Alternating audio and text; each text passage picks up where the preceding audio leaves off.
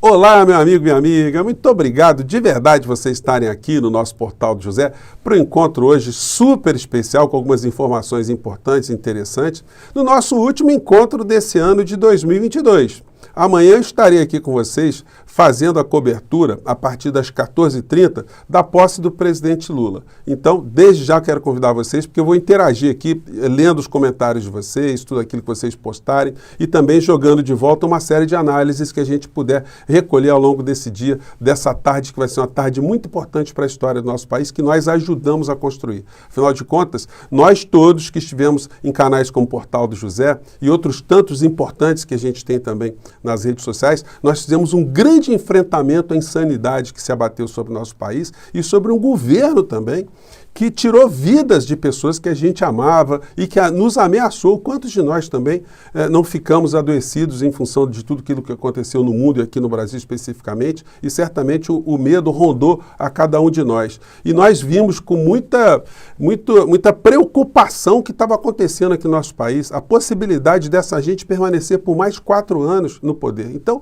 a participação de cada um de nós, como sobreviventes, foi vital para que amanhã a gente tivesse essa posse do presidente Lula, que está trazendo com ele uma série de ânimos, uma série de pensamentos positivos, um processo civilizatório que retoma o seu caminho aqui no nosso país, e isso não é pouca coisa. Então, hoje, quando você estiver abraçando o seu parente, o seu amigo, os conhecidos, as pessoas que você conhecer eventualmente na noite de hoje, dê um abraço muito apertado, lembrando que você escapou dessas pessoas que estão escapando agora de nós, escapando da democracia e escapando da lei e da justiça.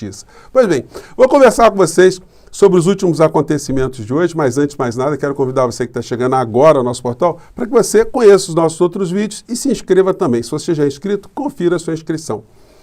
Compartilhe se você puder, se você gostar, dê seu joinha, mande seus comentários, participe aqui dos nossos chats, que todos os dias eu abro aqui entre 5 horas e 5h30, e se puder, se inscreva também no nosso clube de membros, que é uma forma adicional de você prestigiar o nosso portal e estar mais junto aqui conosco, tá bom? Então, vamos seguir em frente.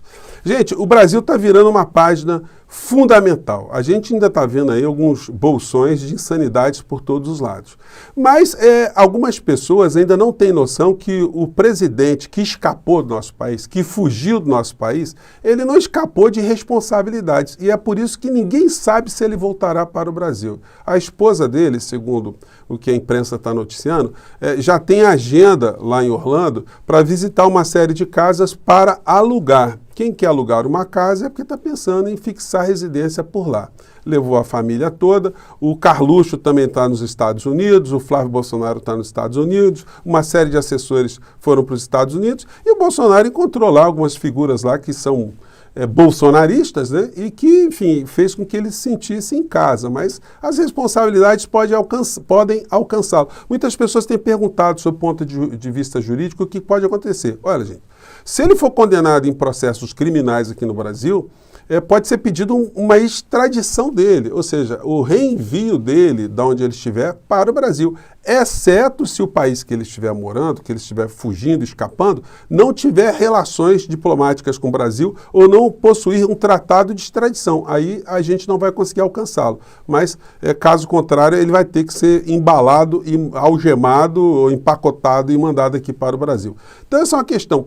Do ponto de vista civil, ele não tem como escapar, porque ele tendo bens aqui no Brasil, todas as condenações que ele sofrer serão saudadas com aquilo que ele deixou para trás, né? Então, sobre esse aspecto, ele pode sofrer sanções muito pesadas e nós aqui, no nossa atividade, nós estamos dando também nossa contribuição para que isso seja efetivado, porque não é possível a gente aceitar o desvio de dinheiro público que o Bolsonaro fez nessa reta final e achar que isso é uma coisa natural. Bom, outros analistas estão raciocinando nessa direção também. Qualquer pessoa não precisa ser analista político, analista jurídico, para você saber que não está certo alguém se utilizar da máquina pública para interesse pessoal, para satisfazer uma situação imoral e ilegítima, que foi a fuga das suas responsabilidades aqui do Brasil. Afinal de contas, ele foi eleito para ficar até o dia 31 de dezembro. E ele simplesmente saiu e deixou aí a administração, vamos dizer assim, do que sobrou para o Mourão,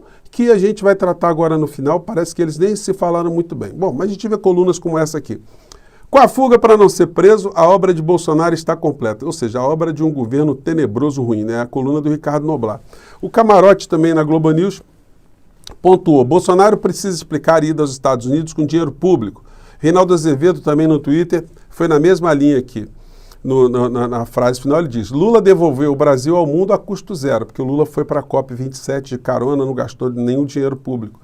Agora o Biltre foge e humilha o país com a grana dos pobres. Então isso ficou salientado. E o que eu fiz no meio dessa história? Eu fiz uma representação junto ao Ministério Público Federal que elas têm sido recebidas, tá, gente? Eu tenho recebido aqui as respostas dessas representações que eu fiz. Elas demoram um pouquinho, mas elas estão vindo. Sinal que elas não estão morrendo, elas recebem um protocolo. Essa minha aqui, que eu fiz para que o cidadão que foi lá para os Estados Unidos com dinheiro público, ele devolva esse dinheiro, né? Então ela ganhou o protocolo aqui, MPF 2022-0103-487. Em linhas gerais, o que eu digo aqui na minha representação? Tudo aquilo que nós estamos vendo, né? Que ele foi sem avisar, porque tem um negócio, né?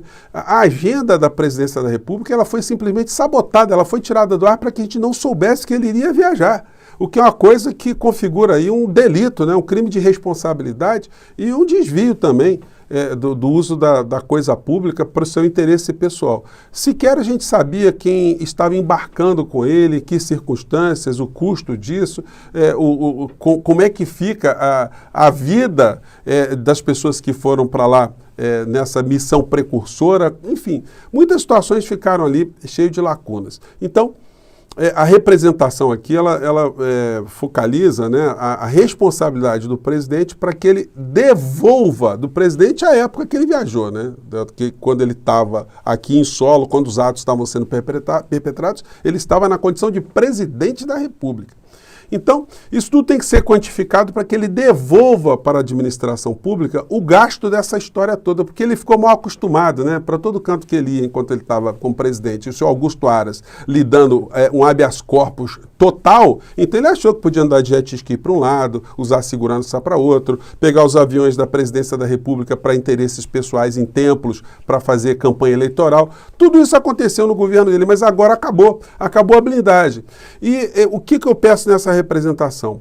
Que se não houver a condenação de Bolsonaro para esse mau uso do dinheiro público, estarão também absolvidos já preventivamente todos os chefes de executivo dos governos estaduais e das prefeituras.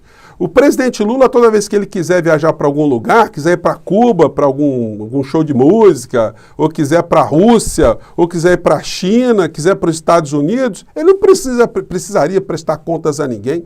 Porque, afinal de contas, o Bolsonaro fez isso e não aconteceu absolutamente nada. Os governadores do mesmo modo, os prefeitos do mesmo modo. Então, eu não creio que a justiça brasileira dará essa chance para tanta patifaria que o presidente da República fez na administração pública federal, para que isso seja espelhado nas outras administrações públicas também. Então vamos acompanhar, porque nós vamos ter mudanças, né? Mudanças muito importantes institucionais. Aqui a agenda que o Bolsonaro, que o governo apagou, né? Que, com essa informação: privilégios insuficientes. Você não possui privilégios suficientes para visualizar essa página. Quer dizer, para saber a agenda do principal representante da administração pública, eu tenho que estar numa condição especial. Pois bem, não será só o Bolsonaro que vai ter que prestar contas, não, né? Porque muita gente cometeu crime aqui no Brasil, está tentando agora dar uma aliviada, mas os rastros ficaram muito nítidos, né? As pegadas ficaram muito nítidas. Um dos veículos de desinformação mais ruim, mais perigoso, mais nocivo à democracia que nós tivemos nos últimos tempos foi o grupo da Jovem Pan.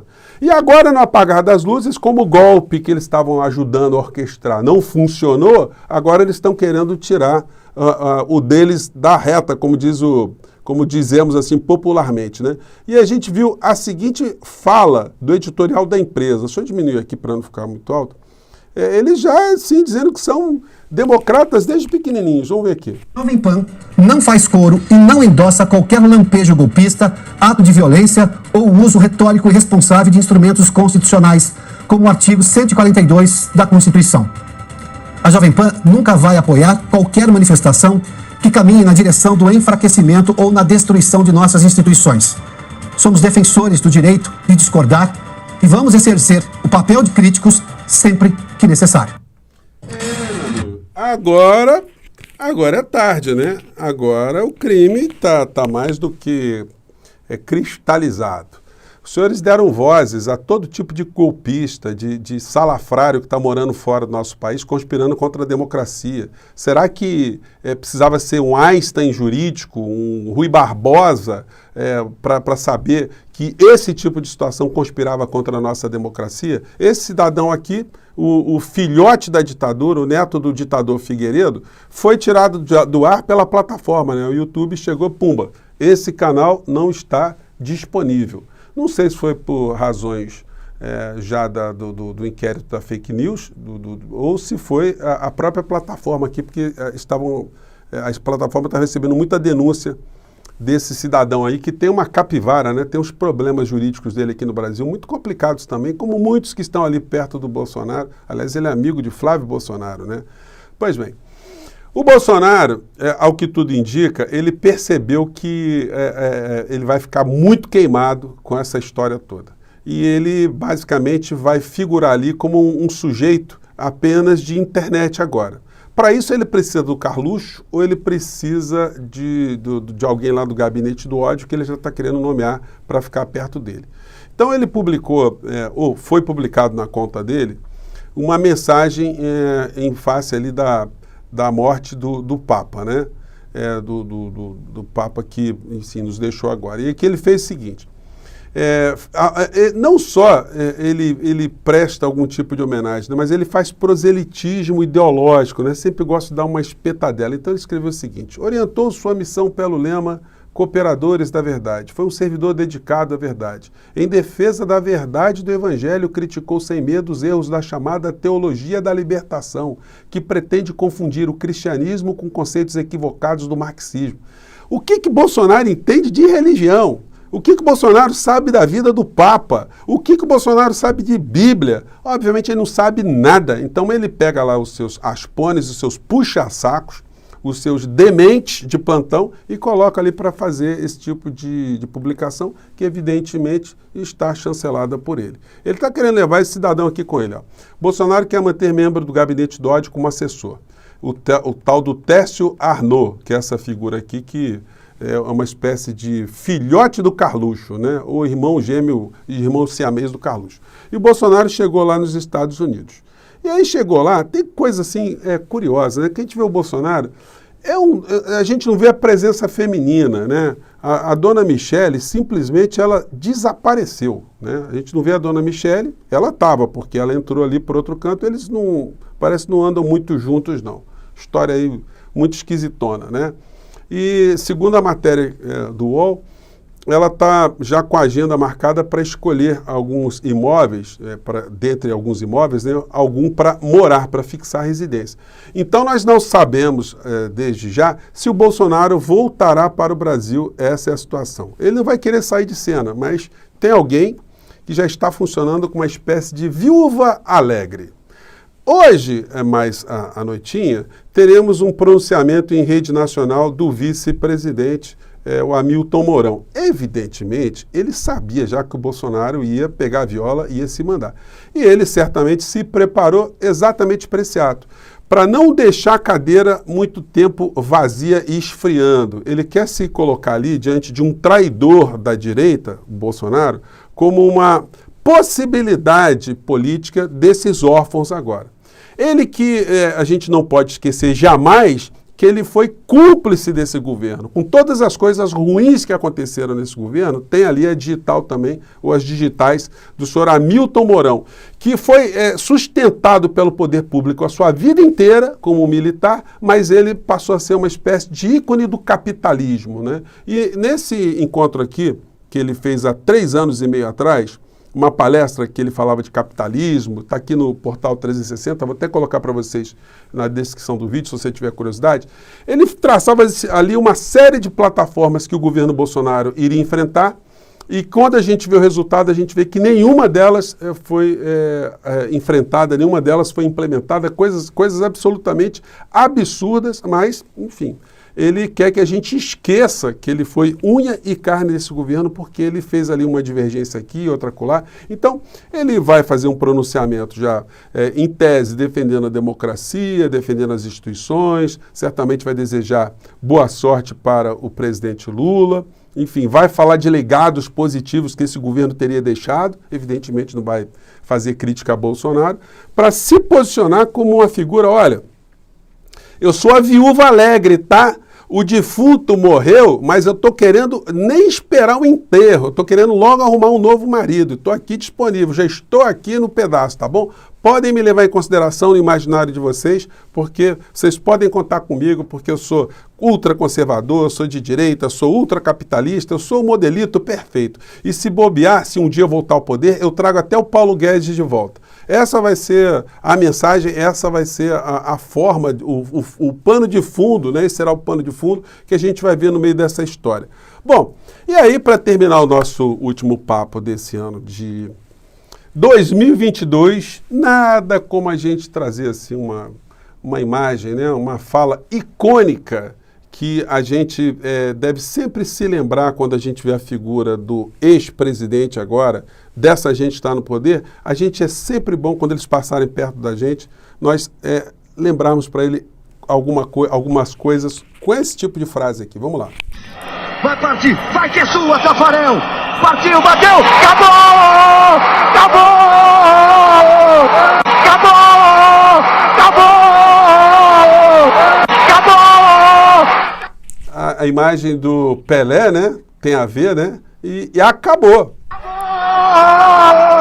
Acabou! Acabou! Acabou! Então, gente, com esse acabou, né? Certamente vamos escutar muitas musiquinhas hoje do Tá na Hora do Jair ir embora, certamente, né? Mas eu quero agradecer a todos vocês que caminharam conosco aqui no nosso Portal do José, desejando um feliz 2023, uma ótima virada de ano, muito amor, muita saúde, muita energia, porque nós vamos precisar, porque o ano de 2023 será um ano de muita coisa importante acontecer no Brasil e será mais importante ainda a gente estar com os nossos olhos bem abertos e estarmos cada vez mais preparados para enfrentar as situações do dia a dia, tá bom? Um grande abraço para todos vocês e até o nosso próximo encontro amanhã. Estou aqui fazendo a live com vocês na posse do Lula, tá bom? Tchau!